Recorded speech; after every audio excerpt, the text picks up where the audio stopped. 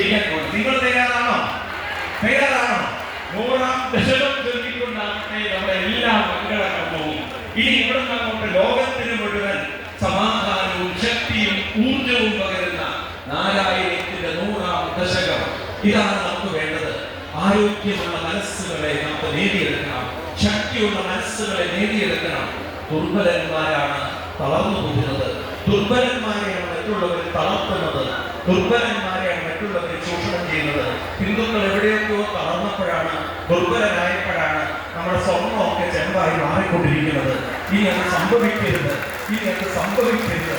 നമ്മൾ ദുർബലന്മാരല്ല, നമ്മൾ ധീരന്മാരാണ്, നമ്മൾ കരുത്തന്മാരാണ്. തെളിയിക്കട്ടെ. ഈ ഗുരുവായൂരപ്പന്റെ മണ്ണിൽ അർജുനനോട് കൃഷ്ണൻ പറഞ്ഞിരിക്കുന്നതാണ്, അർജുന ധീരനായി തീരൂ, നീ കരുത്തനായി തീരൂ, ശക്തനായി തീരൂ. അല്ലെ? ഗീതയിൽ അർജുനനെ ഉപദേശിച്ചതെങ്കിൽ ആ ധീരത പകർന്ന കൃഷ്ണന്റെ മുന്നിൽ തളർന്ന ഭട്ടതിരിപ്പാണ് അവസാനം പറയുന്നത്, എന്റെ ശരീരത്തിന്റെ എല്ലാ അനാരോഗ്യവും പോയി. ഹേ ഭഗവാനെ, ഞാനിപ്പോൾ അവിടുത്തെ കാരുണ്യം കൊണ്ട് ആയുരാരോഗ്യ സൗഖ്യം നേടിയെടുത്തു കഴിഞ്ഞു. ഇപ്പോൾ എന്റെ മനസ്സിനും ശരീരത്തിനും ശക്തിയുണ്ട്, തേജസ്സുണ്ട്, ഊർജമുണ്ട്. നമ്മളെല്ലാവരും ഇവിടെ നിന്ന് പോകുമ്പോൾ ഈ ശക്തിയും തേജസ്സും വേണം കൊണ്ടുപോകാൻ. വേണ്ടേ? വേണോ? വേണ്ടയോ?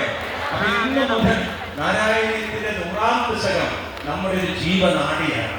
നമ്മൾ പറയണം, ഈ നാരായണീയത്തിന്റെ 100-ാം ദശകമാണ് എന്റെ ഊർജം, എന്റെ ശക്തി. നിങ്ങൾ ചില പരസ്യങ്ങളൊക്കെ കാണാറില്ലേ? Boost is a secret of my energy എന്ന് നമ്മൾ പറയണം. Narayaneeyam is a secret of my energy. പറയാൻ തയ്യാറാണോ? അമ്മമാരാണ് കൂടുതലുള്ളത്. നിങ്ങളെല്ലാവരും ഊർജമുള്ളവരായി തീർന്നാൽ പിന്നെ അങ്ങോട്ട് എല്ലാവരും ഊർജമുള്ളവരായി, ശക്തിയുള്ളവരായി, കരുത്തുള്ളവരായി.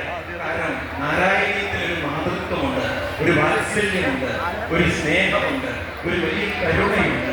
കാരണം ഭഗവാന്റെ ഒരു മാതൃത്വമുണ്ട്. അതായത് അമ്മമാര് കൂടുതൽ നാരായണീയത്തെ എടുത്തിരിക്കുന്നത് ആ മാതൃത്വവും സ്നേഹവും വാത്സല്യവും കരുണയും ഇതെല്ലാം നമ്മളിലൂടെ പ്രവഹിക്കട്ടെ. ഇനി നമ്മളെ സംബന്ധിച്ച് നമുക്ക് കിട്ടിയ വലിയ ഭാഗ്യം 100-ാം ദശകം ഇത്രയും ആളുകൾ ചൊല്ലുമ്പോൾ, ആ ചൊല്ലുന്നതിന് മുമ്പ് തന്നെ